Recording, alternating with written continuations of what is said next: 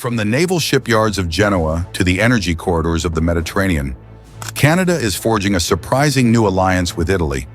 This partnership is built on shipbuilding, aerospace, energy, and agriculture, industries worth tens of billions. And what makes it more striking? It's happening outside of Washington's shadow. This is more than trade. It's a strategic pivot. Canada is linking its Atlantic power with Italy's Mediterranean gateway, creating a corridor that stretches from the Arctic to the Suez Canal. If you found this video insightful, don't forget to hit that subscribe button. Stay tuned for more updates and content. We've got plenty more coming your way. Italy, as Europe's southern gateway, Italy is not just another European economy. It is Europe's southern bridge. With ports like Genoa, Trieste, and Naples, Italy connects the Atlantic Ocean to the Mediterranean and the Suez Canal. This geography makes it a hub for trade flows linking Europe with Africa, Asia, and the Middle East. Traditionally, Canada's exports to Europe move through northern routes, ports like Rotterdam, Hamburg, and Antwerp. But those are crowded, dominated by northern states, and heavily tied to Washington's transatlantic strategy. Italy offers something different, a southern gateway that allows Canada to diversify its flows, bypass American ports, and gain direct entry into the heart of Europe.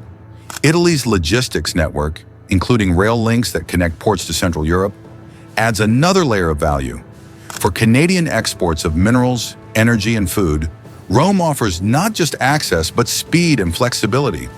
For Washington, this development is uncomfortable. The U.S. has long positioned itself as the gatekeeper of Atlantic trade. But with Canada forging its own Mediterranean corridors, American leverage weakens. This alliance is not symbolic, it is geographic. It changes how goods, energy, and capital move across the Atlantic. And that is something the U.S. cannot easily control.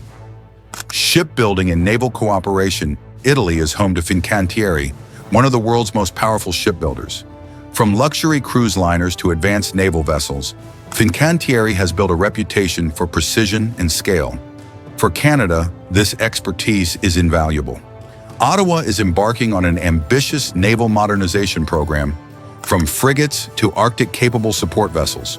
Traditionally, these projects have leaned heavily on American or British contractors. But Italy offers an alternative. With Fincantieri's engineering experience, especially in complex maritime designs, Canada gains a partner that can help develop fleets capable of operating in both the Mediterranean and the Arctic. Two regions of growing geopolitical significance. For Washington, this cooperation is a signal. Canada doesn't need to rely solely on American shipyards. Every contract with Italy is more than a shipbuilding deal. It's a statement. Canada is diversifying its defense relationships, and Italy, with centuries of maritime tradition, is stepping in as one of Ottawa's most strategic allies. Aerospace and high-technology Italy is not just a maritime power, it is also a leader in aerospace and defense. At the center of this is Leonardo SPA, Italy's aerospace giant. From helicopters and satellites to radar and cybersecurity, Leonardo plays a critical role in NATO and European Union projects.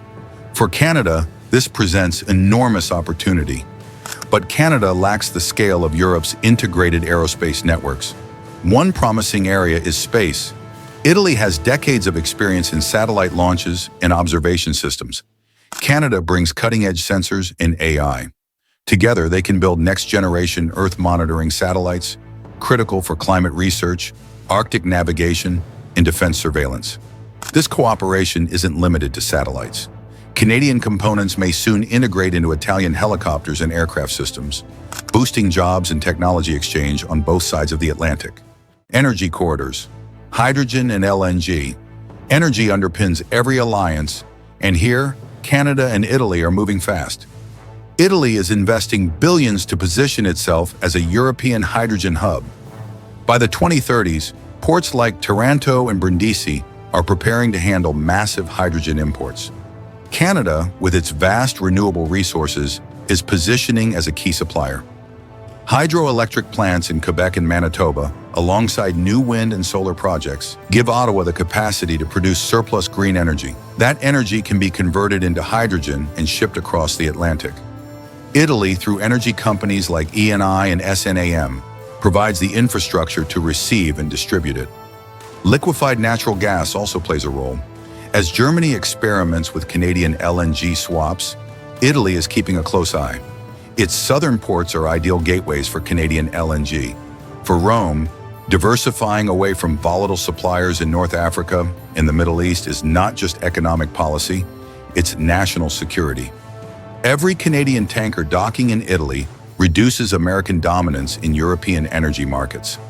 Washington may remain Europe's top LNG supplier for now, but Canada's entry into the Mediterranean creates competition. This is more than an energy deal. It's a corridor. Canada supplies the molecules. Italy builds the gateways. Together, they fuel Europe's industrial transition. Food security and agriculture food doesn't always make headlines in geopolitics, but it is as strategic as oil. Italy, with its global food exports, depends heavily on grain and protein imports. Canada, with its vast agricultural base, is a perfect partner. Canadian wheat, lentils, and canola already feed world markets.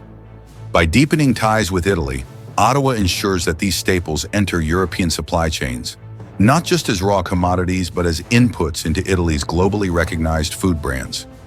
This cooperation works both ways. Italy leads in agricultural technology, from irrigation systems to food processing.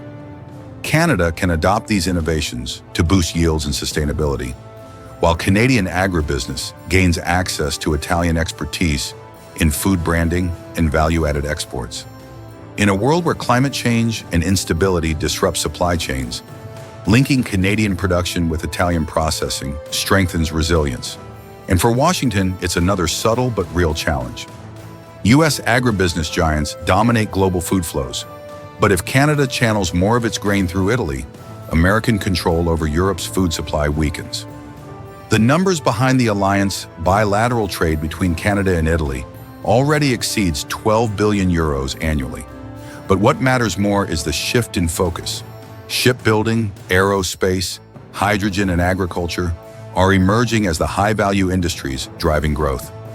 Italian investors are financing Canadian clean energy projects. Canadian pension funds, some of the largest in the world, are expanding into Italian infrastructure. Joint aerospace programs could reshape NATO supply chains. Even food flows like Canadian wheat transformed into Italian exports represent hundreds of millions in added value.